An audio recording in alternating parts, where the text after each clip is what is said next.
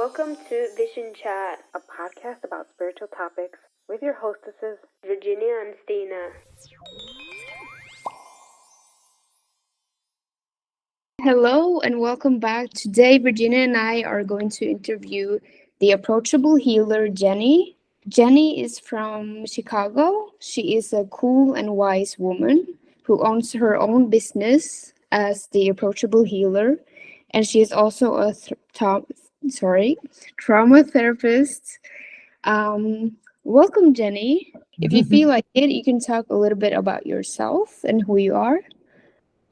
Sure. Yeah. Like it was described, I don't know about cool, but I'm definitely a trauma therapist and lots of training in that. I'm a intuitive healer. I have always been very in touch with spirituality and beliefs and grew up in an environment that really encouraged that. I'm also a mom, what my friends and I, who also have similar situations, like to call a medical mom.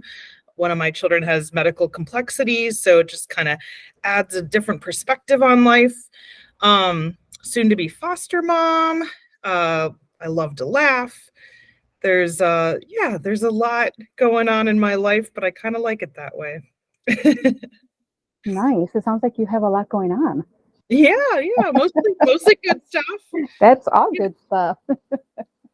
Well, what would you like what label would you be comfortable using, like in terms of like spirituality? So some people go by like empaths or like mediums, healers. Does anything fit for you? I think that I'm constantly changing that. Like as of now, I'm comfortable with healer, intuitive coach, with some mediumship components. I don't want to advertise myself just full on as a medium. I think there's a lot of expectations that go along with those labels that I don't follow along with. I definitely work with people's guides and ancestors that have passed to help create a session that is healing for them. And it doesn't necessarily mean we're going to make a direct connection to Uncle Tom and then he's going to tell us like about where the money is buried. Like I don't do stuff like that. Everything's really under the lens of like healing trauma specifically, but using spirituality. So I'll use the mediumship capabilities to honor that intention of like what needs to be healed for the person in front of me and how can messages from beyond help facilitate that. So I think when people think of mediums, they think of what you see on TV, and I'm not that. Yeah, I see. So how did you start getting into like spirituality or energy work?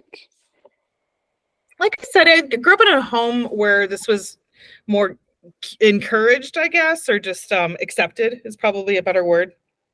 My mom's side of the family in particular were very into Reiki, energy healing, going to psychic fairs on the weekend. Like all of these things were just normal. So when I would tag along on some of these events, I'd get introduced to a lot of different ways of healing and looking at things from different perspectives that I felt were very healthy for me as a kid, and connected to really naturally. So when I started having my own experiences that were hard to explain experiences, I wasn't scared of them. They were just normalized. I do want to say though that there was also a lot of like what happens a lot in these communities, a lot of spiritual bypassing though. So that is definitely something I'm constantly psychoeducating both private practice clients on and also my spiritual clients on, is just being cautious of that there needs to be a balance, that sometimes we just need to sit with our hard feelings and it can't just go straight to something positive, or you can't yoga your way through life. I don't know how else to put it. Yeah, I totally agree. Can you speak more on that? That's the spiritual bypass. Because I think that's something that could be useful for people to understand. Like, what does that mean? Like, what do you mean by that? I think it's coming from it from a trauma expert lens, and knowing how important it is to sit with the pain that often manifests in our body after traumatic things happen. It's so important to be able to notice how well you can sit with that, even though it feels unbearable. It's empowering. And to take that step away from somebody by just saying like, well, I mean, it's in your chart that you're going to be better. So just know you're going to be better. And this will just go away. Like, that's not offering somebody healing. It's a Band-Aid. It's okay, well, it's going to get better. So I'll just like ride this out without being present with it. And maybe I'll even numb it out with more spirituality. Like, I'm going to go to this retreat, then that retreat. And you're just basically running from the symptoms. So that's what I mean by spiritual bypassing, specifically like human things like hurt feelings, breakups, loss, grief, trauma, car accidents. Like, we need to like learn that we have capacity to process some of these harder things in life rather than go quickly to spend a ton of money on a Band-Aid that is not actually helping you sit with these very human realities. It sounds like some of the things that you're talking about, are like a way of avoiding a problem. So it's like, well, if I just go and like, not to knock yoga's great, but like, I'm going to go do some yoga and I'm going to do some, spiritual healing and then I'm good, but not actually addressing the pain or not actually processing situations that are painful and difficult. Or getting the wisdom from the trauma. There's so much wisdom there. And like, I think it's good as a somatic therapist. I think it's good when people have those things that they can go to, like breath work or yoga, as a way to calm the nervous system so we can then do the deeper work and sit with the bigger emotions in a very intentional, purposeful way. And sometimes in my spiritual counseling sessions, we pull in that awareness that they've had like a week of meditation or like that their nervous system is ready. And then we use that time, that hour and a half, to really just like go deeper because we know that their nervous system can handle it. So it's a combination of using the breath work, the yoga, or the spirituality with processing and talking about situations and gaining knowledge. And also about, to answer your question in a different way, the spiritual bypassing question, there's a lot of wellness communities that, for lack of better description, really kind of attract personality types like narcissists or people who might be like considered borderline, because it's a way for them. I mean, I'm talking about the leaders of some of these communities that you just need to be really careful. If you're coming in looking for healing and you're feeling like there's a little bit too much spiritual bypassing going on or too much obligation, like somebody's saying you have to do it this way, or this way, and it just doesn't sit right with you, to follow that gut instinct. You don't need to necessarily label a wellness community as good or bad. Just know it's not maybe the right one for you, and that you have full permission in this spiritual quest towards healing to heal in your own way that's best for you. And nobody has the right to say that you're wrong and that you need to do it their way. Yeah. So speaking of that's a nice segue into like, well, what advice would you give someone who's new to spirituality? And, are there things that you have experienced on your journey that you wish you would have done differently or known about that you could maybe impart your wisdom on all of us? Yeah, I would say stay in your autonomy at all times. Don't let others influence your own process. It's different for everyone. And like I said, this line of work does attract like unhealed trauma to some degree because it feels so good to, I don't know how else to put this. Like when you're like, for me, when I'm channeling, when I'm meditating, I'm really not here. Like my life, my problems just go away because I'm here of service for somebody else's healing purposes. I could get addicted to that. And that could be really unhealthy for me. If I was being mentored by the wrong kind of person for me, they could encourage me to stay there, right? And then I'm not really sitting and processing my own life because I'm just constantly in this like realm of service and spirituality and connection to something that's not on earth. There's no balance with that. I'm just kind of like high all the time. So I think my advice to somebody new at this is just to kind of like pay attention to why they're seeking this type of healing in the first place, what they hope to get out of it. And if anything they're encountering doesn't align with that, it's okay to go.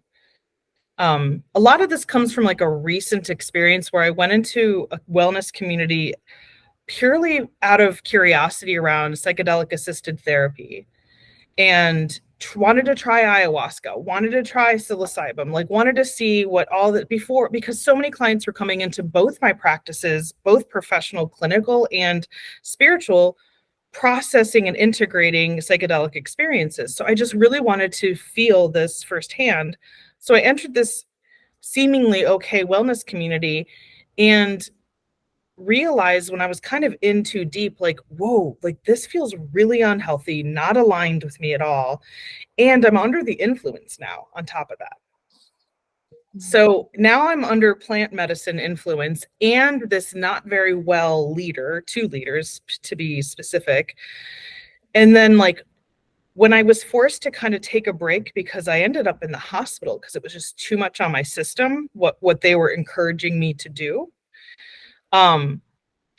There's no strong connection to that this was the direct cause, but there's a suspicion amongst my doctors and myself that like I was fine until this point and then all these problems happened physically.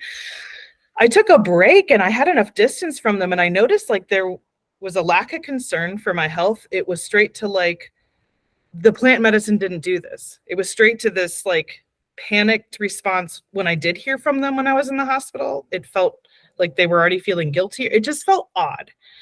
And so I had all these like moments of just like waking up. And then as a professional, I'm like, wow, like I felt the red flags along the way, but I put blinders on just because I wanted the experience. Like I was blinded by this need to like know what this whole thing it feels like.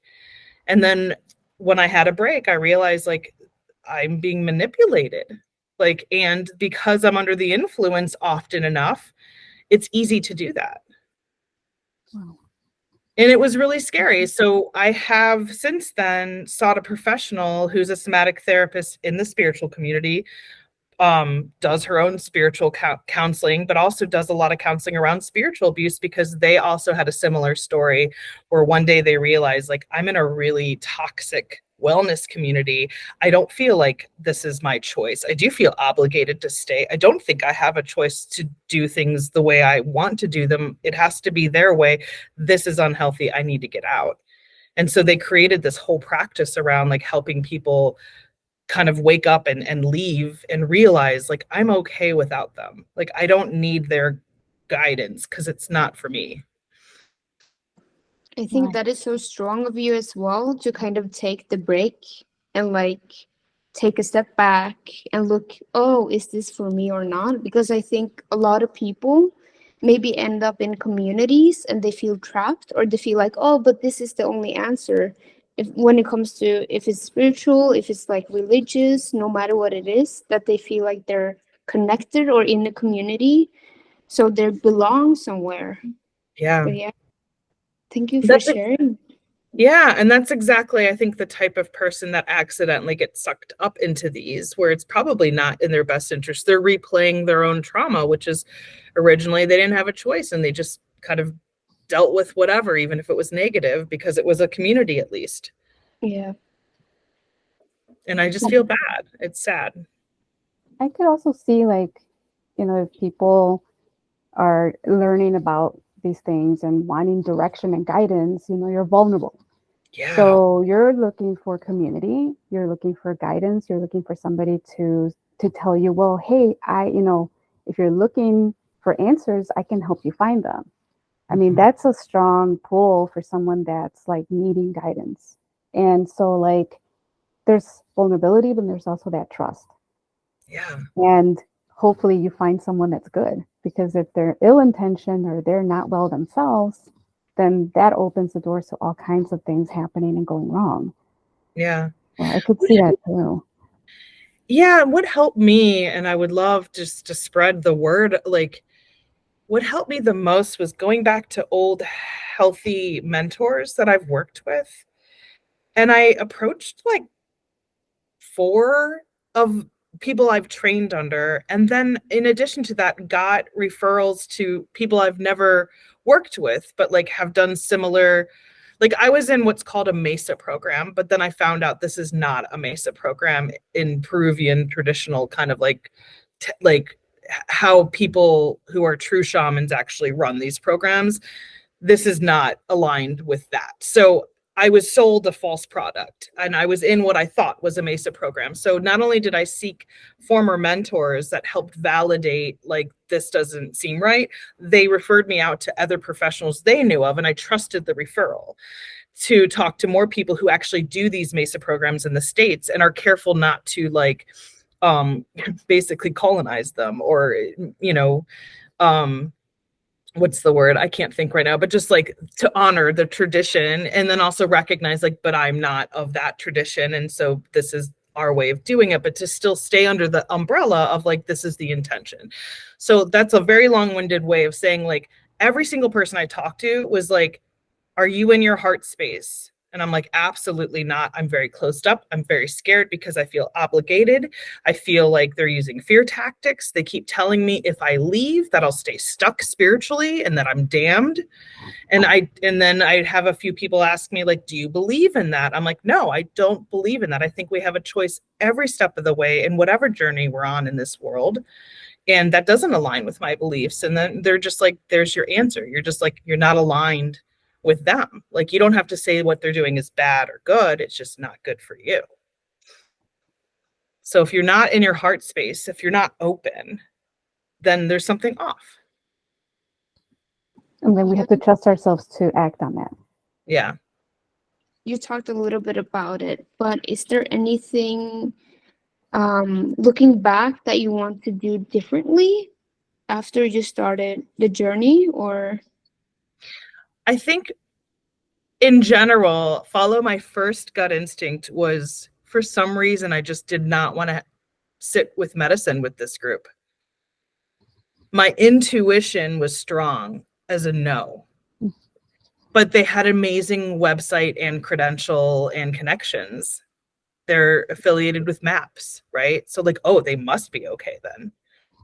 Because that's the big organization for psychedelic assisted therapy. So what I realized in hindsight, that money pays a lot. Like a good website can do a lot of harm. You look good, people trust you from the visual component. They don't know what they're looking for, but this looks good. And you have all these people you're affiliated with. Nothing bad could happen, right? Like there's an immediate trust, which is so dangerous. So in hindsight, I think from the get-go, I wish I would have listened to my intuitive no. No matter how much cognitively and logically it made sense to go for it, because on paper it looked great, there was something off about it. So there's that. And then also we were told from the beginning when we entered this, and when I say we, there's a tribe of us, many of us have already left because it just became so apparent, like this is just not good. But we were told, I think there was like 25 of us in the beginning, we were told not to read about MESA programs. That was like a big red flag for me. Like, don't educate myself on this very thing that I'm doing a year-long training under.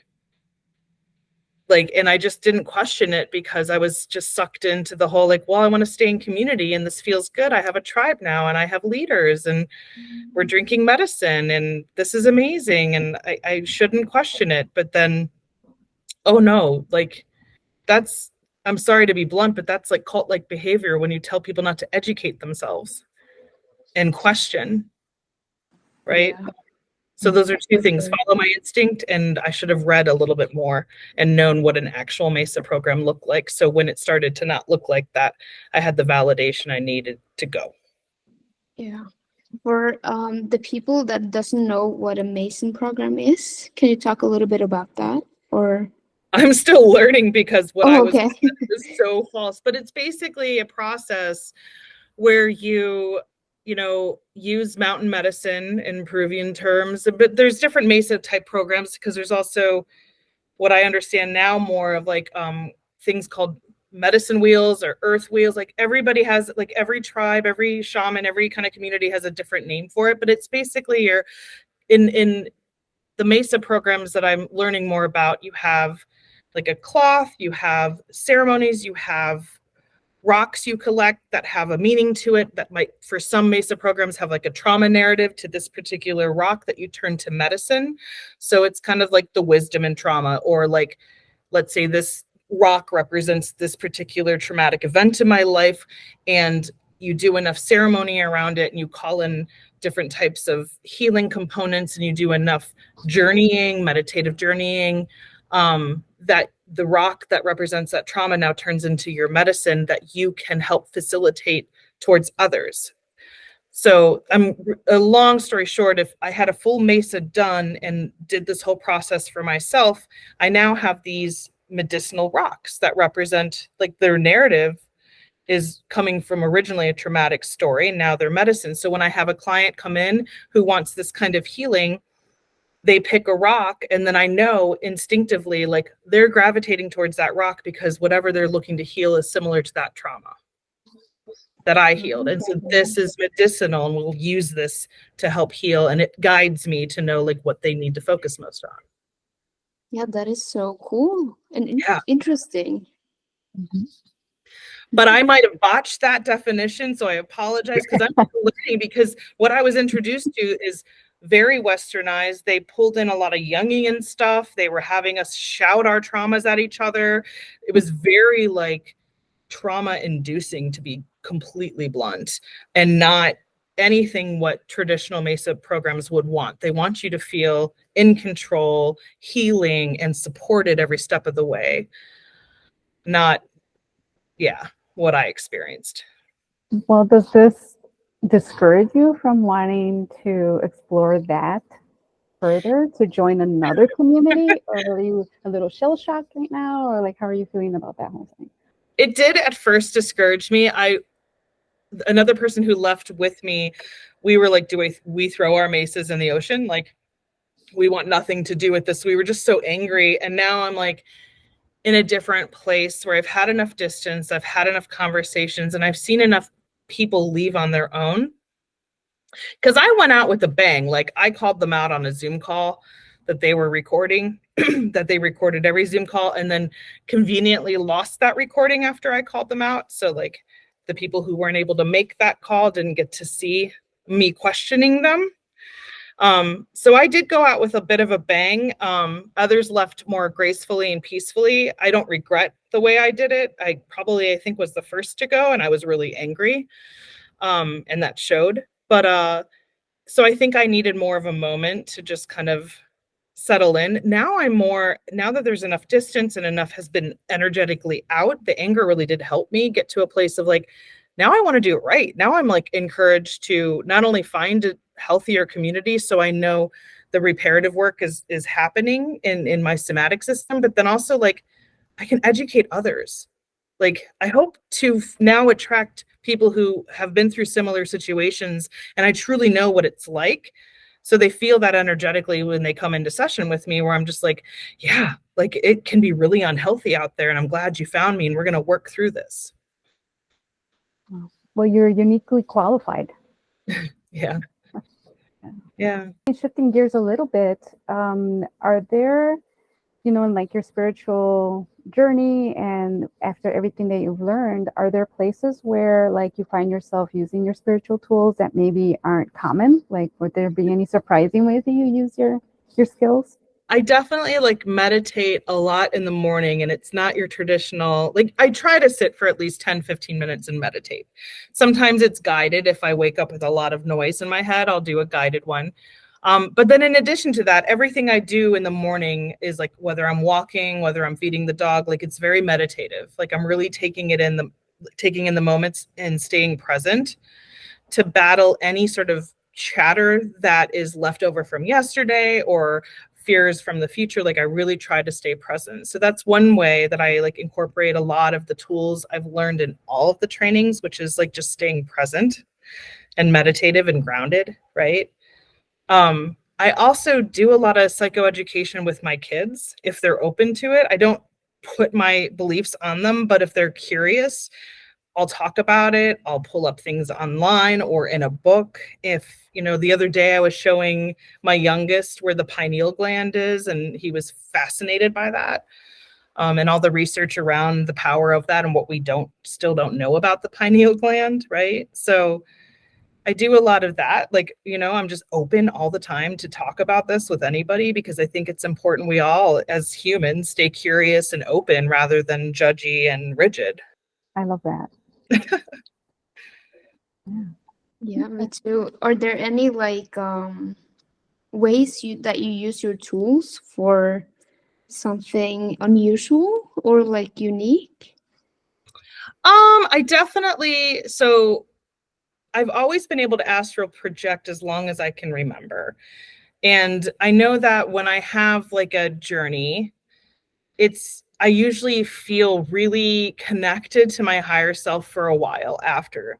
So sometimes if I'm like noticing I've been really depressed lately or just off, and like my regular like clearing my chakras isn't working, like my tools just aren't working, I'll invite a deeper projection episode in. Like I'll purposefully, intentionally be like, I really need this. And sometimes it works. Sometimes those things happen. Recently it happened, and I was surprised by a strong visit from a deceased relative who in their life were wheelchair bound, but they were dancing with me. And it was just this beautiful, very like healing, I guess, dream, but I don't think it was a dream. It was a project. I was conscious and with this other person, and they were free from their wheelchair. And the whole thing was like a download that I needed. So when I did officially wake up, it like shifted perspective. It lifted a lot of the heaviness, and it made me realize like I have a lot to be grateful of. And like, there's a few bad things going on, but I need to like just be grateful that I can dance and I can move and I can do what I just did for healing, that I have access to that because I'm open. Yeah. That's amazing. I'm just really curious, how do you just set the intention that you're going to astral project, or do you do anything specific? Yeah, I mean, so there used to be a lot of different tricks that worked guaranteed. And I need to like just mention this, that when I joined this wellness group and got into the psychedelics, like astral projection stopped for me for like a year. Like I couldn't do it anymore. And now that I've been having enough distance, it's back. And so the tools they're still there. They're just not as dependable as they used to be. So what usually worked for me was really like meditating deeply throughout the day as often as I could. So then when I went to bed, it's kind of like falling asleep consciously and noticing like I'm drifting off, and setting the strong intention, I'm open to astral projecting or lucid dreaming. Like there are different things, but whatever, that's kind of the umbrella. Like I'm open to this experience. I'm open to leaving my body and being conscious during it. And just setting that intention right as you're slowly going to sleep, and having your body so used to meditating all day is like a really good way to be able to do that. Other times it's happened because like, I hate to put it this way, but just, it's like really, whatever's going on is like really bad, like a shock trauma, or just like, horrible news, or sometimes it just happens. And I kind of think it's because I hate to put it this way, but the connection I've made in my mind, in my theory, is when you have a lot of trauma as a little one, you leave your body a lot because you need to. And then you kind of get used to that way of dealing with things. And so I think now that I'm an adult and I've had a lot of training and understanding of different dimensions and spiritual stuff, that happens when I'm actively traumatized. I start to leave my body, but it becomes more of a conscious astral projection as a result of something really hard going on. I don't know if that makes any sense, but those are the two ways I usually enter. Yeah, 100%. I think we kind of all dissociate a little bit, even when stuff isn't extremely traumatic. Mm-hmm. We kind of tend to check out. So I think everybody's got, to some degree, that going on. Yeah. Yeah. Do you have any like specific memories of your abilities and stuff like that, or cool stories that you want to share? I have cool stories and I have not so cool stories that I've like learned from as an adult. Yeah, like there's a lot. There's when I understood what astral projection, well, I think let me just kind of backpedal. I think the first time I really freaked somebody out in my family of my abilities was my mom, who is the most open to all of this, the one who took me to the psychic fairs. But there was a funeral in the family of an aunt, a great aunt to me, like somebody I didn't even really remember. And I couldn't go with my mom to the funeral because I was sick. And so I was homesick. And I remember being in and out of sleep. And then when I would open my eyes, I was literally like facing my Aunt Minnie was her name, who was now deceased. I was watching her in the coffin. Like I was seeing the whole scene to the T, like what she wore, who was there, what the priest looked like, everything. Like I could see it very clearly. And it was really weird because it was almost as if I could see my bedroom. I could see me laying in the bed, and then I'd look over, and then it was just this like other thing that I could just plainly see where my mom was and what she was taking in. So when she came home and I described that very innocently, it like really freaked her out. Like, she's like, how did you know what she was wearing? How did you? And then I just knew a lot of things that I shouldn't have known. And then I found out because I just knew, and I said it, I was like, well, I mean, it also like, this was her bed too, that I'm laying in, and that and my mom never told me that this was somebody else. Like, there's just so many things I just knew magically after that experience. So that's, I guess, a cool story, even though it involved freaking my mom out big time, which she recovered from. And then another time where I kept astral projecting and encountering different entities, what looked like angels, and I'd float with them, but they'd always bring me back to my room, almost in this kind of like, okay, now enough, like wake up or go back. And I kept leaving. Like I was like this stubborn little thing that just kept leaving, and they kept guiding me back. And then eventually the one main being that looked like this beautiful grandmother kind of angel figure turned its head towards me, and then all of a sudden was this horrific, scary looking thing. And that freaked me out to the point where I didn't astral project for a long time after that. I was really scared of what I was seeing. But then I realized, I think that they just were warning me, and that was the only way I would listen, is eventually just to like scare the crap out of this kid. So they stopped going into whatever dimension or whatever you want to label that I wasn't supposed to be in. So I learned a lot, like as an adult, and I've processed that particular experience with a teacher, with Andrew, and just understood better that like maybe that entity had my best intentions in mind, and that was the only way that I would learn. Yeah. Because I do think there's a lot we don't know out there, and if we play around with things that we're not prepared for or understand, it can be very scary.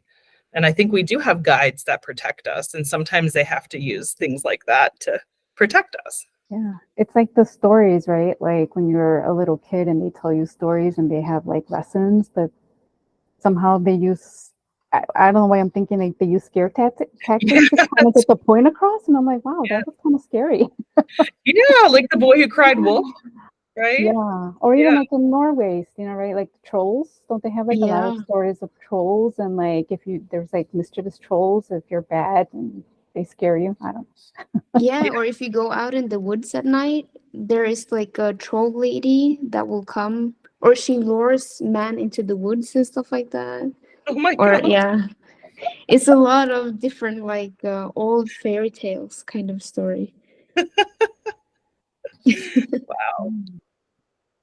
Yeah, and I think one more story would be there was a creek in the backyard of the house I grew up in, and I don't know if I've told, I think I've told both of you this story, maybe not, but there's for a couple of summers there was this young boy that would visit me. I would play by myself in the woods by my house and by this creek in particular, and there was this young man who like over time didn't age, and I would just legit talk to him, and he was the one who showed me how to make pottery out of the clay that would form in the side of the creek. Like all these things, like I didn't like just think of on my own. Like there was obviously somebody who was just like, hey, you should try this. And And I would bring home these things, and Mom was like, how did you know to do that? How did you know? Like, it was just, so like nobody was really keeping a good eye on me because I was very free as a kid, which was great. But then all of a sudden I realized by just more talking to my mom about this friend that like by her reaction, I was like, there is something off about this.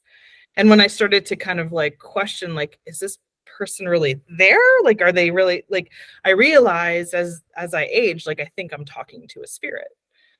And that was my first like big like realization, like, this is real. This isn't just something I'm hearing about at a psychic fair. Like, this is happening. It's not scary. And it's still like something that, I mean, at the time I'm like, is this like, it's okay to keep questioning it because it's so outside of the norm. But I have very solid, like, and I say solid, like in my somatic system, like solid felt sense memories of just like these warm conversations with this young man who, like, as I remember him, looked old fashioned. Like, he didn't dress like me, but I just like didn't question it when I was younger, but definitely was a visit from something I think very connected to that land. Wow, that's amazing and so cool to hear as well. A little bit on to next question. What do you think is your next step on your journey, or do you have anything planned out? I do. I'm doing a few things at once, and all of them are loosely connected to Approachable Healer. So there's a healing retreat I ran this past spring that I'm going to do again in June 2024 that combines like alternative healing modalities that are sometimes seen in a clinical setting, but like mostly alternative healing modalities that are more spiritual. So it's just like a retreat that has like kind of a menu of different, like Reiki or, you know, intuitive coaching or art therapy or dance therapy. So that was a really fun retreat, and I want to do more healing retreats like that. I'd like to eventually teach a course on like how to get in touch with your intuition. I think teaching more and more people about how to do this without second guessing themselves, like empowering them, will honestly help the world a little bit. I think when you're in touch with your intuitive sense, like, you don't feel a need to compare yourself to others as much. You're just like, you're a solid, like, I understand what's good for me because I have a strong connection to my intuition. And that's just so healing of a lot of things. So at least one course on like getting in touch with your intuition. I'm gonna try out a workshop called Evening with Jenny or something like, or Evening with the Approachable Healer. I'm not sure, but like catered, fun, relaxed, like 8 to 10 people max. And I just kind of channel and follow whatever the guides want me to do, all to honor like healing. And I might like have readings for individuals in the crowd, but like when you come, it's not the expectation you're going to get a reading, but like you're there to just kind of collectively hear what the words are, and maybe they directly mean something to you. Either way, like just kind of an evening of channeling and food and healing conversations. I might put like a workshop in there too for like 20 minutes. I don't know. It's just an idea, like a group of some sort where I'm using like all my modalities at the same time. I eventually want to get to a place where I'm doing Approachable Healer more full-time and my private practice less full-time. So like it flip-flops. Right now, it's the opposite. I'm more part-time Approachable Healer and full-time clinical practice, but I'd like to switch that because I feel like this style of healing is, I'm more free to do what the guides are guiding me to say and do. I'm not under the restriction of like insurance panels or, you know, clinical diagnosis and like I need to focus on this. I'm not in threat of being audited by some sort of bureaucratic system. So I'm really passionate about doing more one-on-one sessions, more retreats, more group workshop kind of things. I think that's about it. Yeah, that sounds amazing.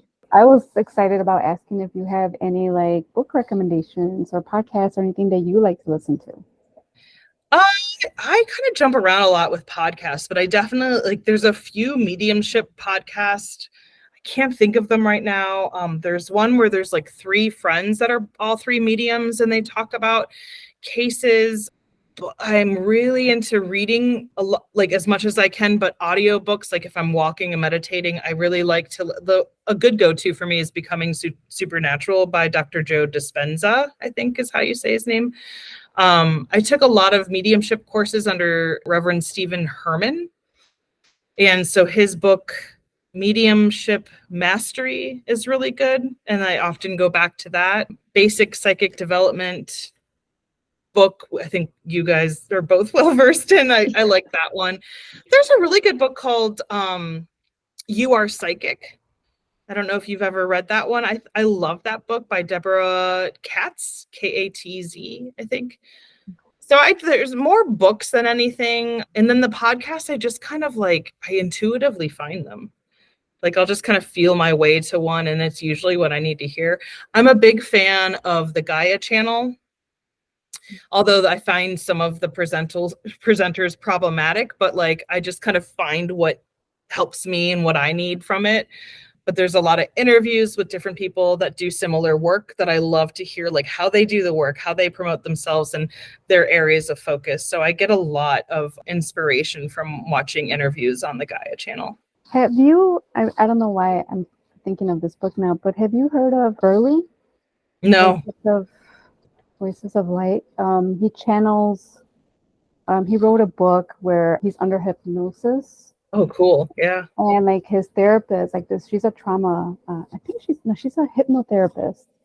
And she like guides him under hypnosis to like channel different higher level beings. So I think he channeled Jesus and Buddha and Saint Germain and like all these people and like masters. And the purpose of it was just to give us information, people like guidance and information. And it's just a lovely book. I don't know why it sounds like it would be right up your alley. So if you're I love stuff like that. That reminds me of a person. This is from like the 60s or 70s. An entity that this person channeled called Silver Birch.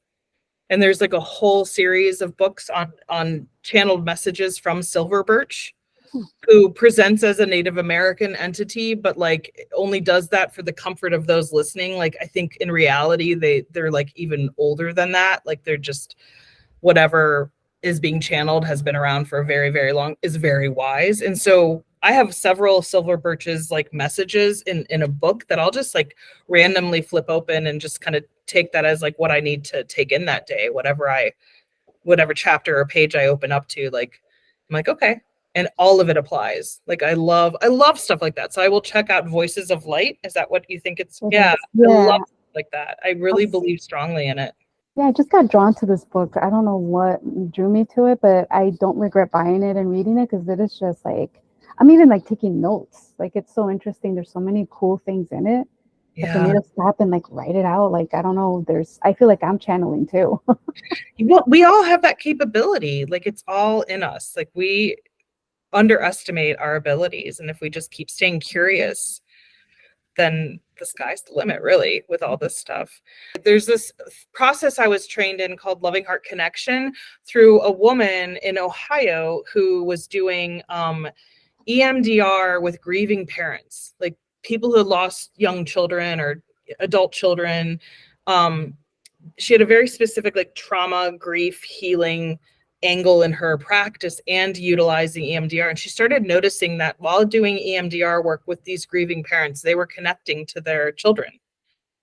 And so she created this whole course where you can, as a person, get trained into having what's called Loving Heart Connection.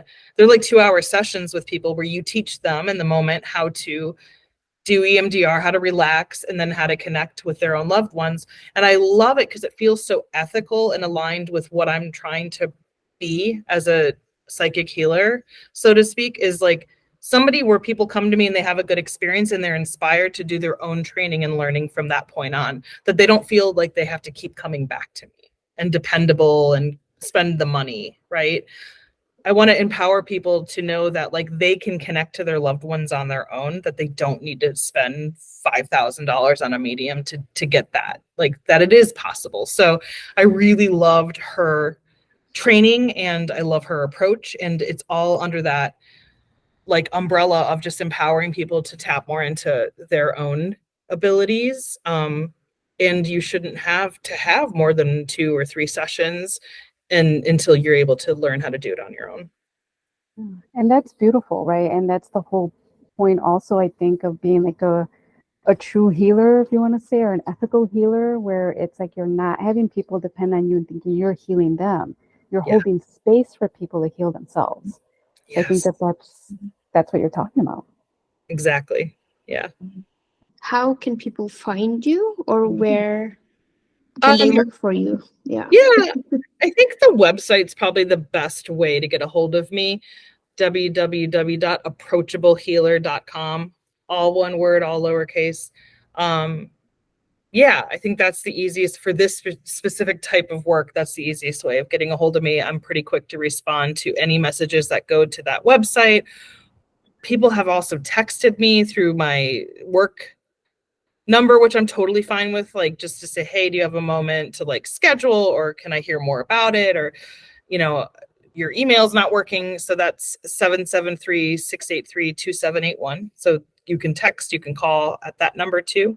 I would say the website, my email is jenny@approachablehealer.com. I think the quickest way though is either a text or an email or through the website. Calling me sometimes can take me a while to get back to people. And you're on Instagram too, right? Yes, I am. As an approachable healer.